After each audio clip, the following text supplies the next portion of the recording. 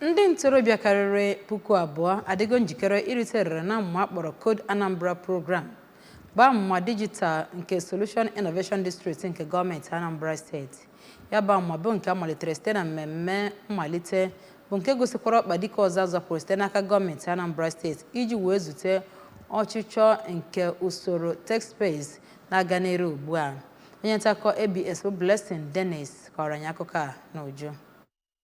Ihe nkuzi ahụ bụ nke a ga-ekuzi site na igwe onyonyo nakwa ife nke ha gbadoro iji nyere ndị ntorobịa aka ịgbanwe ndụ ha site na iji teknụzụ wee bụrụ ndị eji ama atụ. Osote aka na-achị steeti a bụ dọkịta Ibezim kwuru na ka ụwa na-abanye ka teknụzụ na-abanyekwa ma kọwaa na Code Anambra bụ nke gọọmenti nwere uchu n'iji kwalite ndị ntorobịa ịmụ ọrụ aka n'iji wee kụziere ha ihe na-eme n'ụwa. N'okwu mmepe ya, Odoziakụ Chinwe Okolie kwuru na nkụzi Code Anambra bụ amụma iji kwalite ndị ntorobịa Anambra n'ịmụ ihe dịgasị iche iche, ihe gụnyere software development, artificial intelligence nakwa cyber security. Odoziakụ Okolie kwuru na ego eji amụ ya bụ nkụzi bụ nde 3,500 na steeti ndị ọzọ, ma kwuru na Gọvanọ Chukwuma Soludo nyere ha n'efu ma tokwa ya maka agbammbọ ya n'iji dozie akụnụba steeti a.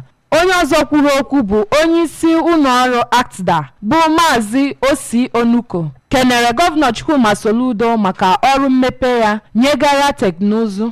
Onye ji ọkwa General Manager nke Decent Job Tech Skill Limited bụ Maazị Godwin Obepa nakwa onye tech expert bụ Maazị Solomon Ezeokika kwuru na nkụzi Code Anambra bụ nke ga-eweta ezigbo ohere nyegara ndị na-amụ ya ma kwuo na ọ bụ ihe ga-akwalite ndụ makwa mmepe obodo. Ihe pụtagasịrị ihe na mmemme ahụ bụ mkparịta ụka n'aka ndị na-amụ ihe nakwa ndị na-ekuzie site na ụlọọrụ Solution Innovation District nke dị n'Awka. Blessing Dennis, akụkọ ụwa AB.